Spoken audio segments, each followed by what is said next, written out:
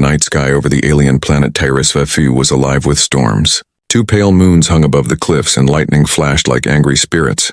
The wind screamed through the valley as a small figure ran, her thin feet slipping on wet stone. She was just a child, no more than 10 years old, her skin faintly glowing blue under the moonlight. Her long silver hair whipped in the wind. Fear filled her shining violet eyes. Behind her came the sound of boots, heavy, cruel, and close. "Catch her," shouted a voice in the alien tongue. "Don't let the traitor's daughter escape."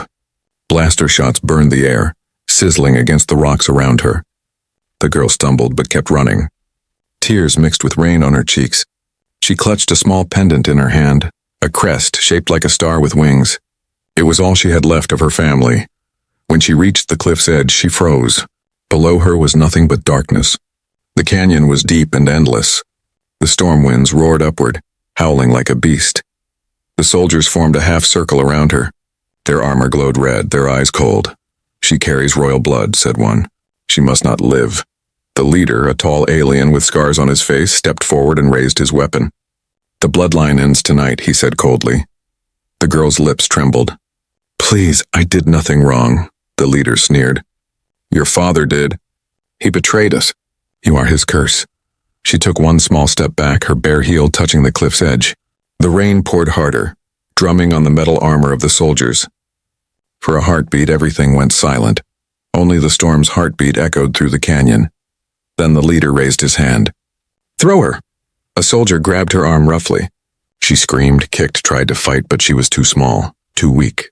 The soldier looked away as he pushed her off the edge. For a single second, she was in the air, her body falling, silver hair flying like wings. Then she was gone, swallowed by the black storm below. The soldiers turned and left. Their mission was done, but fate wasn't finished yet. Far below, among the canyon rocks, a bright light streaked across the sky. A human shuttle, damaged, spinning out of control. It tore through the clouds, engines on fire. Inside, Ethan Cole, a young human pilot, fought with the controls. "Come on, don't die on me now," he shouted, sparks flying around him. The ship hit the canyon floor hard, bouncing across the rocks before slamming into a cliff wall. Alarm screamed. Smoke filled the cockpit. Ethan coughed, unbuckled, and crawled out. His arm bled, his leg was bruised, but he was alive. He looked around. The canyon stretched endlessly, rain pouring through cracks above. Lightning flashed, lighting up something that caught his eye, a small figure lying among the stones. At first he thought it was debris. Then he saw it move. "What the hell?" he muttered and ran closer. It was the alien girl. Her body was bruised, her lips pale. Her small chest rose weakly with every breath. She was half covered in mud, one arm twisted painfully. Her pendant still hung around her neck, glowing faintly. Ethan knelt beside her. Hey, kid. Can you hear me?" Her eyelids fluttered and she whispered something he didn't understand. Soft, alien words. He touched her forehead. She was burning hot, maybe from infection or shock. "Hang on, okay? I got you." He looked around the wreckage. His ship was gone, his supplies scattered. He was stranded, but he couldn't just leave her here. So he lifted her gently in his arms and carried her back to the shattered hull of his shuttle. He laid her on a survival blanket, covered her with his own jacket, and searched for the med kit. He cleaned her wounds, bandaged her arm, and injected a healing serum. She whimpered once, then went quiet. As lightning cracked outside, Ethan sat beside her and stared. Her skin shimmered faintly, almost like liquid light. Her face was peaceful now, fragile and strange. "Who are you?" he whispered. "And what did they do to you?" She didn't answer, only breathed softly, the pendant glowing between them. Hours passed. The storm grew stronger. Ethan used metal scraps to build a small shelter over the wreck. He kept the emergency fire burning. At one point, the girl woke for a few seconds. Her violet eyes opened, looking right at him. She seemed afraid at first, but then her expression softened. He smiled gently. "You're safe now. I'm not going to hurt you." She tried to speak again, voice trembling. Human?" Ethan blinked. "Yeah, that's right." "Ethan Cole, who are you?" She hesitated, struggling with words. Lyra." Then she closed her eyes again, too weak to stay awake. Ethan whispered her name. Lyra. It felt strange on his tongue, but somehow important. Outside, thunder rolled like a drumbeat from the heavens. Ethan sat awake all night, keeping the fire alive and watching the little alien girl breathe. He didn't know what she was or where she came from. He didn't know that the pendant around her neck carried the royal seal of the Tyrian Empire. He only knew one thing, that she was alone, hurt, and if he didn't protect her, she would die. As dawn broke, the storm began to fade. The clouds turned pink and gold above the canyon. Ethan stepped outside, took a deep breath, and looked toward the horizon. Somewhere out there, he thought, were people who wanted her dead. Somewhere out there was a reason this child had been thrown away. He clenched his fists. "You're safe now, kid. I promise." Behind him, Lyra stirred, her fingers brushing the glowing pendant. A single word slipped from her lips as if in a dream. Home. Ethan turned back and looked at her, not understanding, but he could feel it. This was only the beginning. The story of a human and an alien girl, two lives thrown together by fate, had just begun. And somewhere in the dark skies above Tyres 5, Destiny watched and smiled. The morning after the storm, silence filled the canyon. Smoke rose weakly from the broken wreck of Ethan's shuttle. The air smelled of wet stone and burnt metal. Ethan stood outside, his clothes torn and face streaked with dirt. The two sons of Tyres 5 climbed slowly over the jagged cliffs, throwing gold light into the valley. Behind him, inside the wreck, the alien girl lay still under a thermal blanket. Her breathing was steadier now, her wounds beginning to heal. Ethan wiped sweat from his forehead and looked around. "Well, Cole," he muttered, "you're officially stuck in a hole on an alien world with a half-dead kid from another species. Great job." He tried the comms again. Only static. No rescue, no signal, no hope.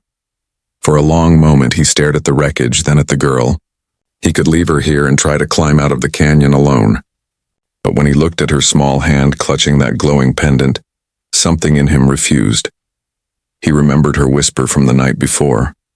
Home. He sighed. "Guess we're both homeless now, kid."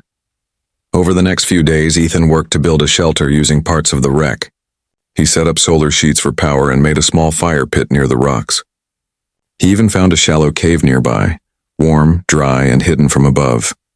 He carried the girl there carefully, wrapped in his jacket. She woke for a moment, her violet eyes blinking open as she looked around in confusion. "It's okay," he said softly. "Safe place. You're okay."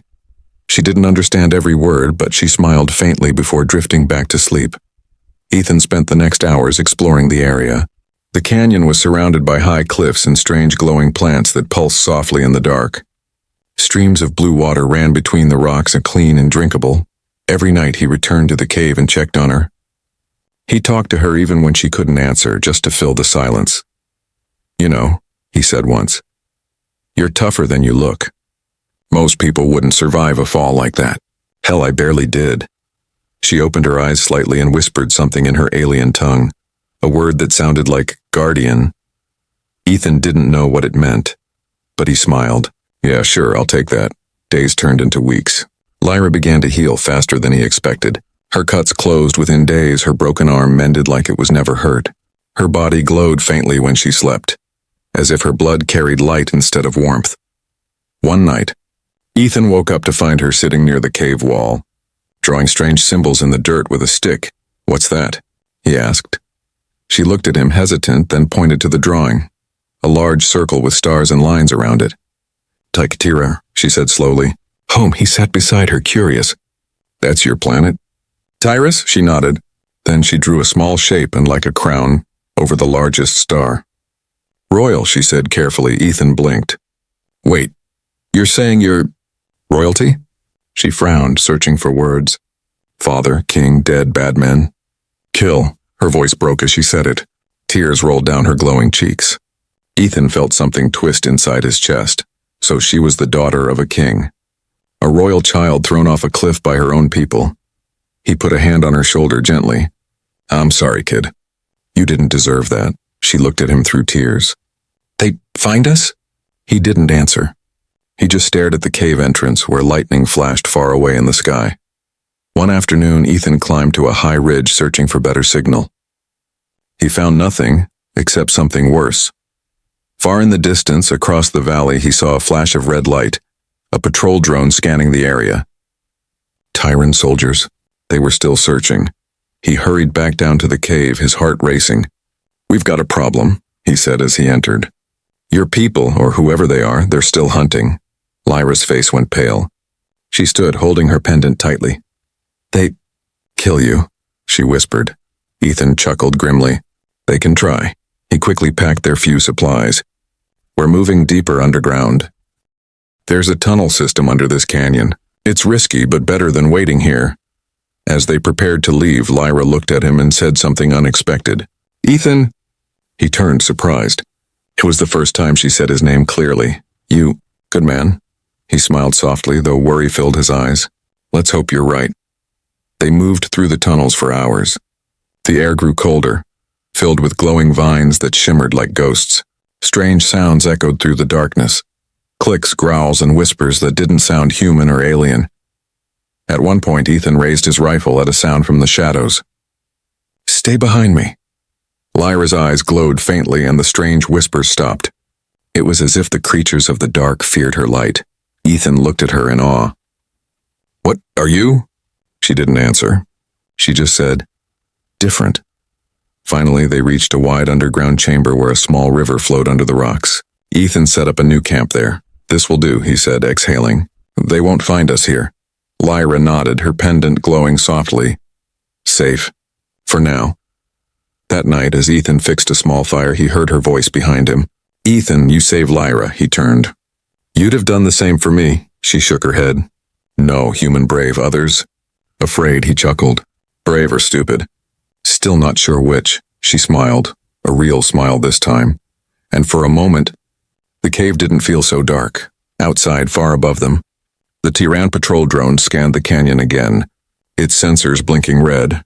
A metallic voice echoed through the wind. "Target signal detected. Human life form confirmed. Notify command." But deep underground, unaware of the danger closing in, Ethan and Lyra shared quiet laughter beside their small fire. Two lost souls from different worlds, bound by fate.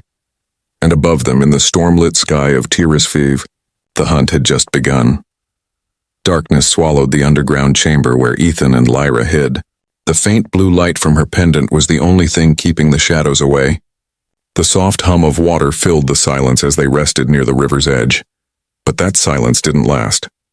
A distant metallic echo, faint then louder, reached Ethan's ears.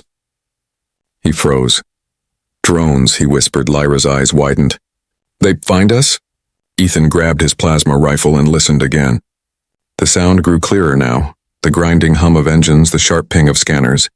"They're close," he said. "Too close." He looked at the tunnel ahead, then at her. "We move, now!" Lyra stood, clutching her pendant. Her face was pale, but her eyes burned with determination. Ethan led the way through the dark tunnels, his flashlight cutting a thin beam through the shadows. Water dripped from the ceiling. Each step echoed like thunder in his ears. Behind them, faint red lights flickered in the dark. The drones had entered the tunnels.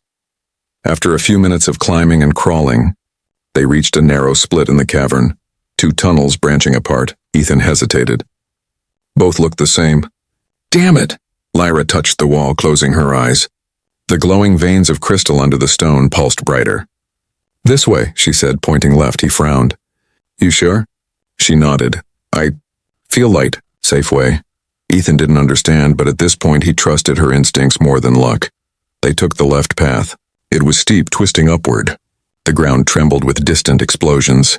The drones were blasting through the tunnels, chasing them. Ethan pushed forward, his breath heavy. Lyra stumbled once, and he caught her hand. "Come on, kid. Almost there." "I'm not, kid," she muttered weakly, trying to keep up. He grinned even in the chaos. "Right. Queen in training, then." They reached a wide cavern filled with glowing crystals. The air shimmered with strange energy. The crystals hummed softly, almost like they were alive. Ethan paused, amazed. "What is this place?" Lyra walked ahead, her eyes reflecting the light. "Old power. My people's heart." She touched one of the crystals and it glowed brighter, responding to her presence. A gentle vibration filled the air and suddenly Ethan's wrist communicator flickered. A faint signal. He gasped. "You're activating something." "These crystals, and they boost signal frequencies." He quickly tried to connect to his shuttle's emergency beacon. For the first time in weeks, static turned into a voice. Colt, if you hear this, rescue craft in orbit. Can't locate you. Ethan shouted, "This is Ethan Cole, survivor of crash site Delta. I'm alive, and I've got a passenger." But before he could say more, an explosion ripped through the tunnel behind them. The shockwave threw them to the ground. Rocks rained down, and smoke filled the chamber. The red eyes of 3 Tyran drones cut through the dust. Their targeting lights locked onto Ethan. "Move," he yelled, pulling Lyra behind a rock. Plasma blasts scorched the floor where they had stood seconds ago. He fired back, hitting one drone square in the lens. It exploded in sparks. 2 more advanced, shooting rapidly. Ethan ducked behind cover, heart pounding. His rifle's energy cell blinked red. Low charge. Lyra looked terrified, but her pendant glowed brighter and brighter until the whole cavern shimmered with light. "Lyra!" Ethan shouted. "Stay down!" She didn't listen. Instead, she stepped out from behind the rock, eyes glowing pure white. The air trembled. The drones stopped mid-air, their sensors flickering. A pulse of invisible energy burst from her like a wave of wind and sound. The drones twisted violently, their metal shells cracking. Then they collapsed, lifeless, to the ground. The cave went silent again. Ethan stared in disbelief. What did you just do?" Lyra fell to her knees, exhausted. "Energy. From world. From blood." He ran to her side, helping her up. "You nearly fried yourself, Lyra." She managed a weak smile. "You... safe." He looked at her glowing pendant. "That power, and it's tied to that thing, isn't it?" She nodded faintly. "Royal bond. My family protect world. World protect us." Ethan didn't fully understand, but he could see she was more than just a lost girl now. She was something powerful. Something dangerous. They didn't have long to rest.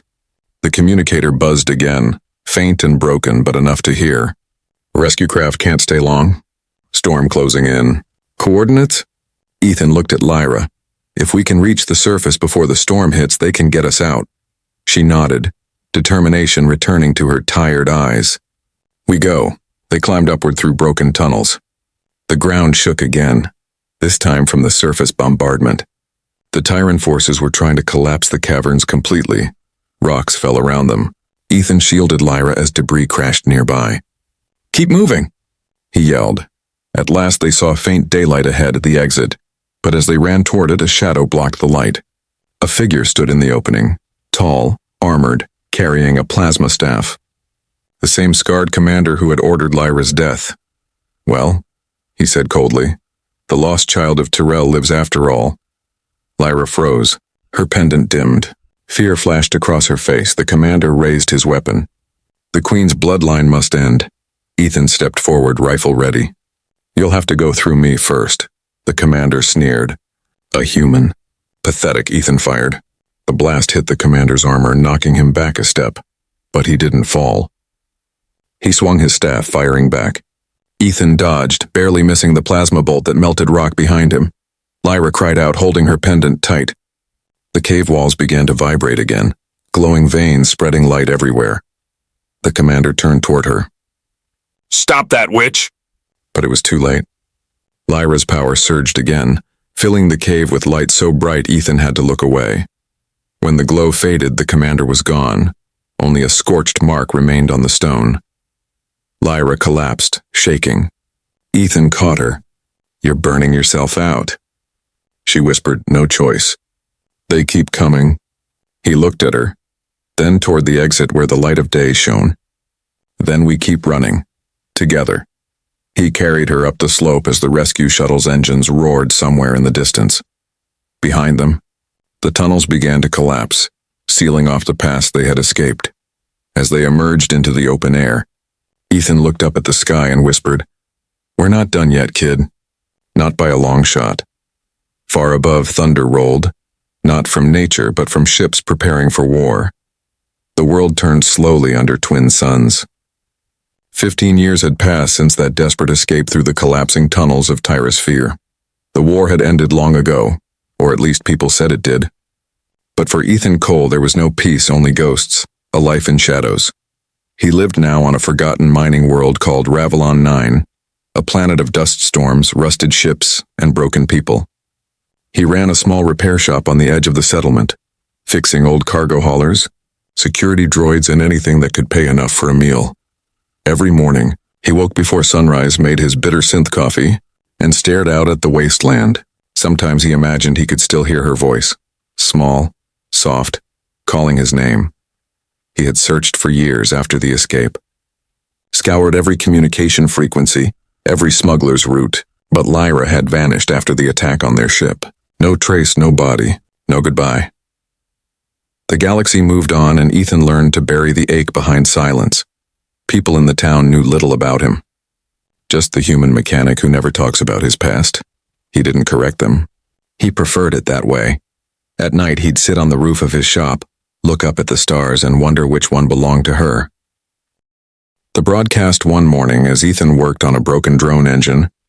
The old holoscreen in his shop flickered to life, a rare thing in a place with barely working power. Broadcast from the Tyrant Empire, the message said. He almost ignored it. But the next image made him drop his tools.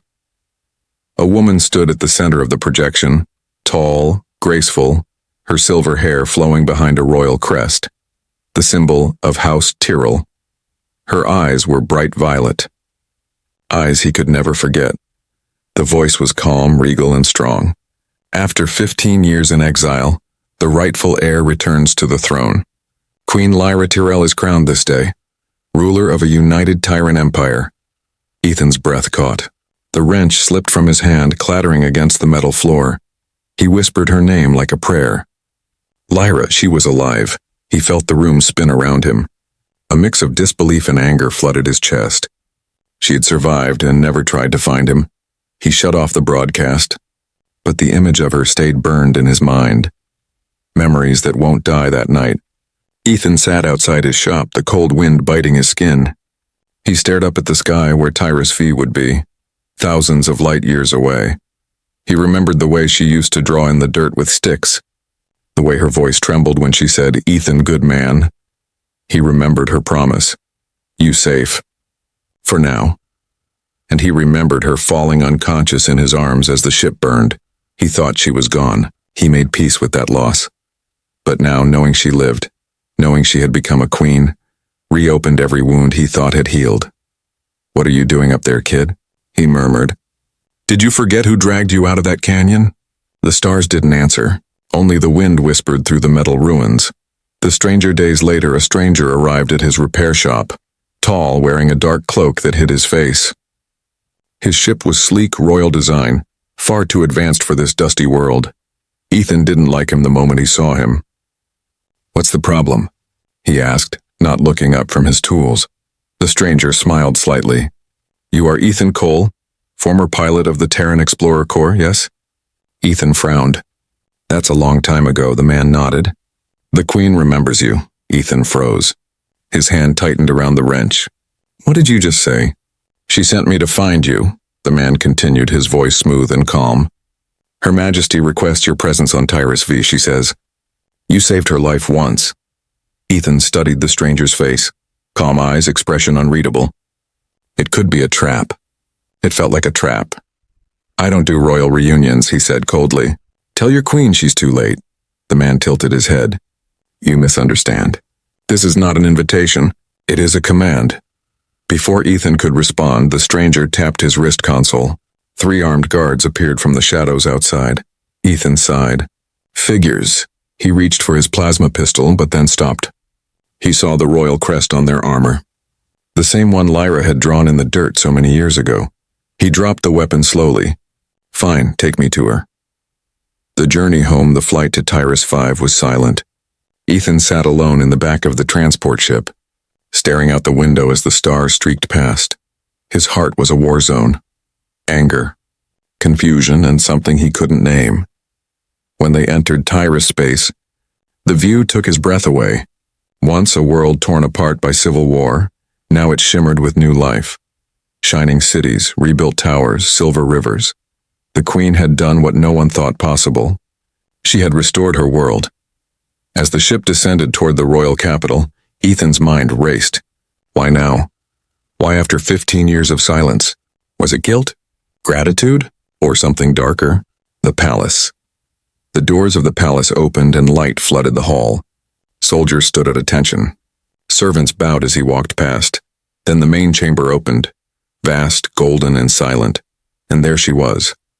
Lyra stood at the top of the steps, wearing a crown of silver and blue. She looked older, stronger, her face marked with quiet sorrow. For a moment, neither of them moved.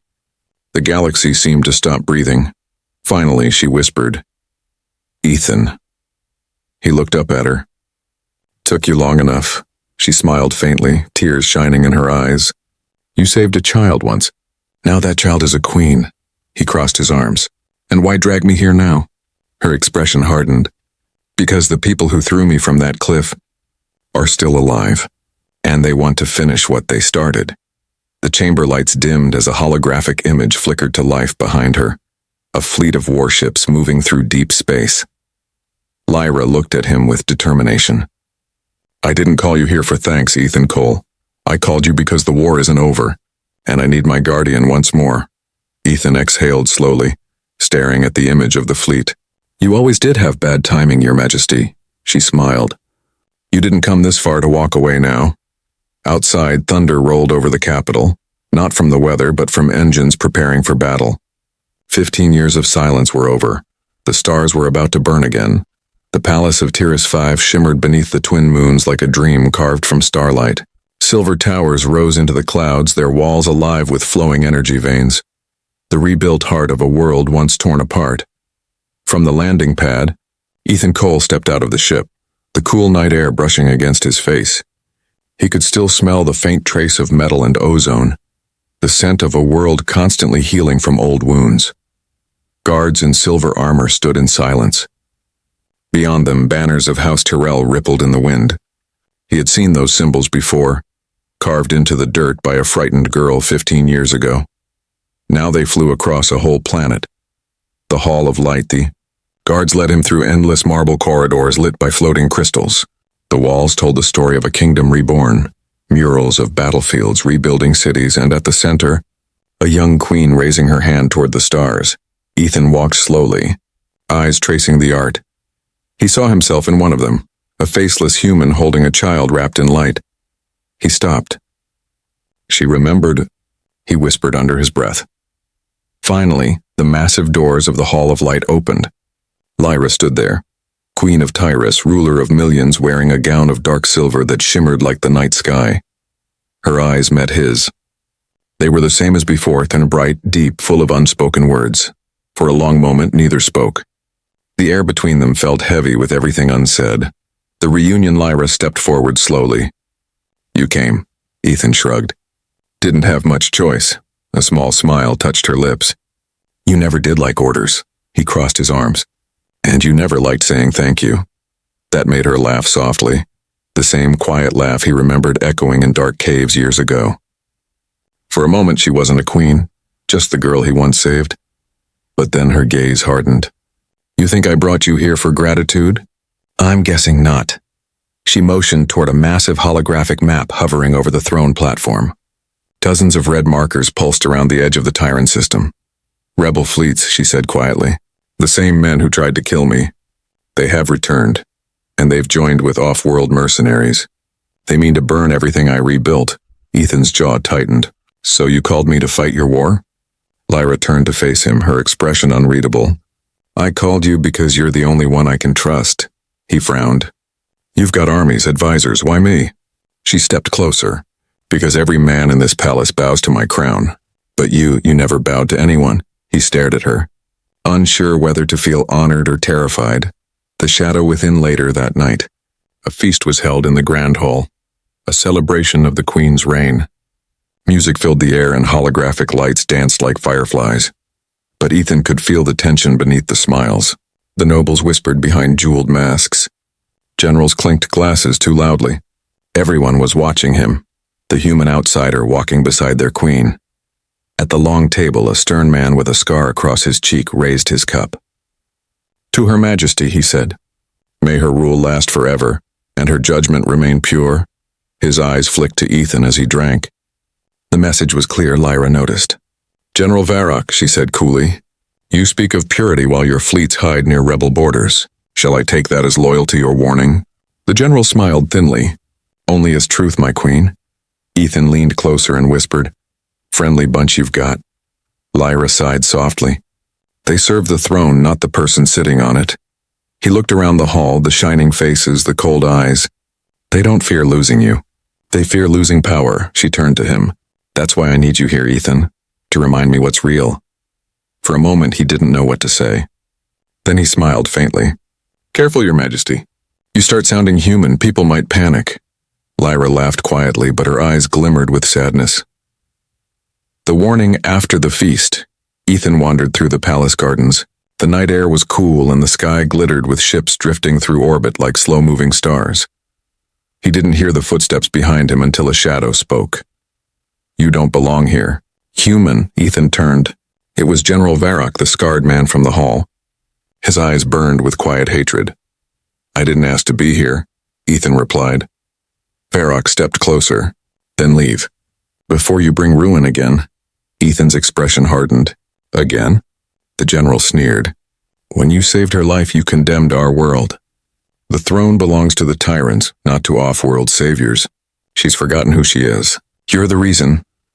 Before Ethan could respond, the general turned and walked away, his cape dragging through the dew. Ethan stared after him, unease twisting in his gut. Something dark was moving inside the palace, something waiting for the right moment to strike. The balcony. Later that night, Lyra stood on the palace balcony overlooking the city. The lights of millions of homes glowed below like constellations. Ethan joined her quietly. I heard your people love you, he said. But your generals? Not so much, she didn't turn. They fear me. Fear is not loyalty. He studied her profile. The crown, the scars hidden beneath perfect poise. You built all this, he said softly. Don't let them take it from you. She looked at him finally. I won't, not this time. Her pendant glowed faintly at her throat and the same one she wore as a child. Do you remember this? She asked. How could I forget? She touched it gently. My father told me it would shine brightest when I stood beside someone I could trust. Ethan smiled just a little. Guess it still works. But before she could answer, a sudden explosion echoed from the far side of the city, a bright fireball rising into the sky. Alarms blared through the palace. Guards rushed in, shouting, Attack on the orbital docks, Your Majesty. Unknown ships. Ethan's instincts kicked in. Get to the command deck, now. Lyra nodded, her calm turning to steel. So it begins, she whispered. The night that was meant for peace had turned into the start of war.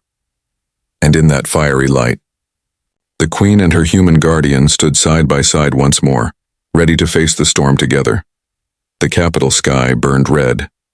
Flames rose from the orbital docks as enemy ships shattered through the clouds, raining fire on the shining city below. From the palace balcony, Queen Lyra Tyrrell watched in silence, her reflection trembling in the glass as explosions lit up the horizon. Beside her, Ethan Cole loaded his plasma rifle. This isn't a raid, he said grimly. It's a full invasion. Lyra's voice was steady, but her eyes were hard. Then we fight. The sound of distant screams echoed across the city as defense cannons fired from the towers. The sky was alive with streaks of red and blue. The war she thought she had ended 15 years ago had finally returned, hungrier and colder than ever. The war returns. Ethan followed Lyra through the palace halls as alarms blared and lights flashed crimson. Royal guards hurried past, weapons drawn, shouting reports through comms. Enemy fleet breaching orbit. Rebel troops landing in the lower districts. Shields failing. Lyra moved like a storm, commanding her people with sharp, precise words. Evacuate civilians to the undercity shelters.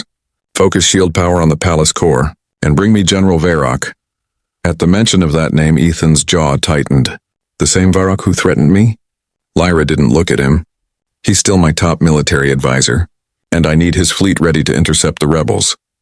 Ethan hesitated, watching her stride ahead in her gleaming armor. You trust him? She paused just long enough to whisper, No, but I trust what he fears. Me. The shadow of betrayal in the war room. Holographic maps showed dozens of red dots swarming around the planet. The council stood in panic. Lyra entered, and the noise died instantly. Report, she ordered. A nervous officer stepped forward. The main assault force is coming from the eastern orbital gate. We're losing ships fast. Where is Varrock's fleet? The officer hesitated. He hasn't responded, Your Majesty. Ethan's gut twisted. He's not coming, Lyra. The Queen's eyes darkened. No, he's already here. The chamber doors hissed open. General Varrock stepped inside, his armor gleaming, his scar catching the red light. Majesty, he said, bowing slightly. I bring news from the front. Ethan's hand went to his pistol. Let me guess, the rebels are winning? Varrock smiled faintly. For now, Lyra faced him. Where is your fleet, General? Varrock spread his hands. Waiting as ordered. But I suggest surrender. Our enemies only want you, not the planet. The silence that followed was colder than steel. Lyra's voice dropped. You suggest surrender. To those who murdered my family? Varrock's expression hardened. You're not your father, my queen. He died because he refused to listen. Ethan stepped forward, gun half raised. She's not going anywhere with you. Varrock's eyes flicked to him with disgust. The human savior. Always the loyal dog. Lyra's pendant began to glow. Enough! The light in the room dimmed, shadows twisting toward her like smoke. Her eyes blazed with silver fire. You betrayed me once, Varrock. You threw me from a cliff when I was a child. I survived then. You won't survive this. Varrock's smirk vanished. You wouldn't dare. The lights exploded. The energy from Lyra's pendant surged like a wave, slamming Varrock against the wall. The holographic map shattered into sparks. Guards rushed in, weapons drawn. Ethan shouted, Take him to the lower cells, now. But before they could move, Varrock laughed, blood trickling from his mouth. Too late, Majesty. The fleet already obeys me. And with that, the palace shook violently. The floor cracked. Outside the windows, half the Royal Armada turned its cannons toward the capital. Varrock had already won. The fall of the palace explosions tore through the upper levels. The shockwave sent glass and fire raining down the corridors. Guards screamed as they fell under collapsing walls. Ethan grabbed Lyra's arm. We have to go. She resisted, eyes burning with fury. He's destroyed everything. He pulled her away as the ceiling split open above them. You can rebuild later. You can't do that if you're dead. They ran through the chaos, smoke and dust swirling around them. Drones descended from the shattered skylight, firing plasma bolts. Ethan shot one out of the air and kicked another down the stairwell. Lyra raised her hand and her pendant pulsed with blinding light, melting the last drone mid-air. Her breathing was ragged. The energy burned her from within, but she kept going. They reached the lower corridor, only to find the entrance blocked by rubble. Ethan turned. Back the other way. Before they could move, a figure stepped out from the smoke. Varrock again, battered but alive. His plasma blade glowing red. He pointed it at Lyra. You should have stayed dead. Little queen. Ethan moved to stand between them. You'll touch her over my corpse, Varrock smiled coldly. As you wish. The fight was brutal. Sparks lit the air as Varrock swung his blade, the red glow slashing through the smoke. Ethan blocked with his rifle, deflecting one blow, firing another. The shots barely dented Varrock's armor. Lyra, weak but determined, raised her hand again, trying to summon her power. Don't. Ethan shouted. You'll kill yourself. Varrock lunged, slamming Ethan against the wall. You humans never know when to die. Ethan grinned through the blood. Yeah, it's a bad habit. He triggered the plasma cell on his rifle and point blank. The explosion threw both men across the room. Varrock hit the ground hard, armor cracked and smoking. Ethan staggered up, half blind, his shoulder bleeding. Lyra crawled to his side. Ethan, please. Don't, he smiled weakly. Told you I'd keep you safe, but Varrock was not finished. He rose again, dragging his blade. If I die, I'll take you both with me. Lyra's pendant blazed like a star. She screamed, not in pain but in fury, and unleashed a wave of silver light that consumed the entire hall. When the light faded, Varrock was gone, vaporized. Nothing left but the echo of his final scream. Ethan collapsed, the world spinning. Lyra caught him, tears streaking her face. You fool. You saved me again, he whispered, voice fading. Yeah, guess it's kind of our thing. His eyes closed. The city outside was still burning. But the palace was silent now. Its last battle fought. Lyra held him tightly as her crown slipped from her head, rolling across the floor. She didn't care. Don't leave me, she whispered, pressing her forehead to his. Not again. The awakening hours later, med drones found them amid the ruins. Ethan was still alive, barely. The healers carried him to the Royal Med Bay. When he awoke days later, the first thing he saw was her, sitting beside his bed, her crown gone, her eyes red from tears. She smiled softly. "You're impossible to kill," he smiled weakly. "So are you." Outside, the city's fires had dimmed, and dawn was rising over HFY. But peace had a price, and both of them knew the war wasn't over yet. For in the ashes of Varrock's rebellion, whispers spread across the stars. Whispers of a greater threat, one that even the Queen's power could not stop. The world of HFY healed slowly after the storm. Its skies, once red with warfire, now shimmered again with the soft blue of peace. Cities rose from the ashes. Children played in the streets where soldiers once marched. But inside the grand palace and behind the glass walls that overlooked the rebuilt capital, silence still lingered. For Queen Lyra Tyrell, victory had come at a price, and that price lay motionless in the Royal Med Bay. The man who wouldn't die, Ethan Cole, slept for 7 days. Machines hummed softly around him. Healing lights washed over his body, knitting broken bones, mending burnt skin. Lyra rarely left his side. She dismissed advisors, ignored council meetings, and spent every night beside his bed. The same man who had once saved her from the edge of a cliff.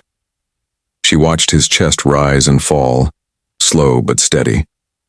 Every breath reminded her of that night long ago, when he carried her through the storm and whispered, "You're safe now." He had said those words again on the battlefield, right before collapsing. Now, it was her turn to protect him. The whispering council outside the med bay. The council whispered like vultures. "The human has too much influence," one elder hissed. "He's a symbol," another warned. "The people call him the guardian of the Queen." Lyra stepped out of the med bay doors, her voice cold and sharp. "He is the guardian of the Queen." The room fell silent. "You owe your lives to him," she continued. "While you plotted and doubted, he bled for you." The eldest counselor frowned. "Your Majesty's sentiment can't rule a kingdom." Lyra's eyes flashed. Then perhaps it's time it did. She turned and left before they could speak again. The counselors exchanged uneasy looks. The Queen they had once manipulated was gone. In her place stood something far stronger and far more human. The awakening in the morning of the 8th day. Ethan opened his eyes. At first everything was white, soft light, steady beeps and a faint hum of machines. Then he heard her voice. "Welcome back," Lyra whispered. He turned his head, groaning. "Didn't I tell you to let me sleep in?" Lyra laughed, the sound breaking the silence like sunlight. "You were gone a little longer than that." He sat up slowly, his body aching but alive. "How long?" 7 days, he exhaled. "Guess I've missed a lot." Her expression softened. "The rebellion is over. Varrock is gone, but new threats rise beyond our system, and She hesitated. "I'm not sure peace will last." Ethan smiled faintly. "It never does. But you're still standing. That's what matters." Lyra looked at him for a long time. "You once saved me when I was a nobody. Now the galaxy knows my name because of you," he chuckled. "Trust me, I didn't do it for fame." Her voice lowered. "Then why?" He thought for a moment, eyes distant. "Because it was the right thing to do. That's all it ever was." The Queen's promise. Later that evening, Lyra led Ethan to the palace balcony. The city below glittered with lights, thousands of them spreading across the valley like stars. Ships flew overhead, carrying supplies and rebuilding fleets. Humans and Tyrans worked side by side for the first time in history. Ethan leaned on the railing, still weak but standing tall. "Never thought I'd see this," he said. "Your people working with mine." Lyra smiled softly. "Neither did I. But you showed them what unity looks like." She reached into her cloak and revealed a small metal pendant, the same one that had once hung around her neck as a child. "The royal crest of House Tyrell. I want you to have it," she said. Ethan shook his head. "That's your family's symbol. Your birthright." She stepped closer. "And you're part of that now. My father told me the pendant would shine brightest beside someone truly loyal. It's been glowing ever since you returned." He hesitated, then took it. The metal was warm, alive with faint light. "Guess it likes me," he said quietly. Lyra smiled. "It knows you." For a moment they just stood there, Side by side, not queen and soldier, not alien and human, but two souls bound by fire and fate. The galactic broadcast days later, Lyra stood before the galaxy once more. Her image filled millions of screens across hundreds of worlds. The age of separation ends today, she declared. The war between humans and tyrants took everything from us, families, homes, hope. But from that fire, something new was born. She glanced toward the crowd beside her where Ethan stood quietly, wearing simple armor without insignia. This man, a human named Ethan Cole, once saved my life when I was nothing. A broken child thrown away by my own people. He gave me kindness when he owed me nothing. And through that kindness, he saved not just me, but all of us. The crowd erupted in applause. From this day, our worlds stand as one. The Guardian Accord will unite our fleets, our people, our hearts. We will not be enemies. We will be family. The symbol of the new alliance, two interlocking stars, one silver and one blue, appeared across the sky.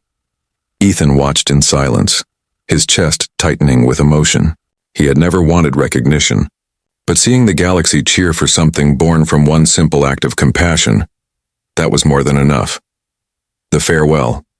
That night, when the palace finally quieted, Ethan found Lyra alone on the same balcony where they had once watched the city burn. He stood beside her. "So what now, Your Majesty?" She looked up at the stars.